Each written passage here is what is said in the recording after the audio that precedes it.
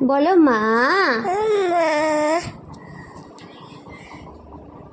তার বাবা প্রতিদিন সকালবেলায় গাছে জল দিয়ে যায়, কিন্তু এত রোদ, বিকেল হলে গাছের সব পাতাগুলো যেন মাথা নুয়ে যায়। তাই বিকেল হলে আমার দুষ্টু ছানাটার হাতে মগ নিয়ে বেরিয়ে পড়ে, হাতে জল নিয়ে ভারী আনন্দ পায়, খুব মজা করে। তবে চিন্তা করি না যে ভিজবে, কি হবে না হবে, আমি তাকে ছেড়ে দিই। ধুলো, কাদা, মাটি, জল সব কিছুই ঘাটতে দিই তাকে, কারণ সব কিছুর সাথে বেড়ে ওঠাটাই ভালো।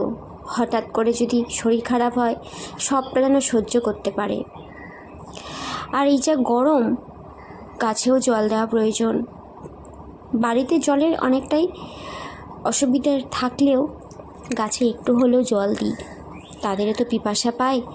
এই গরমের মধ্যে প্রত্যেকেরই একটু হলেও জল পাওয়াটা উচিত। আমার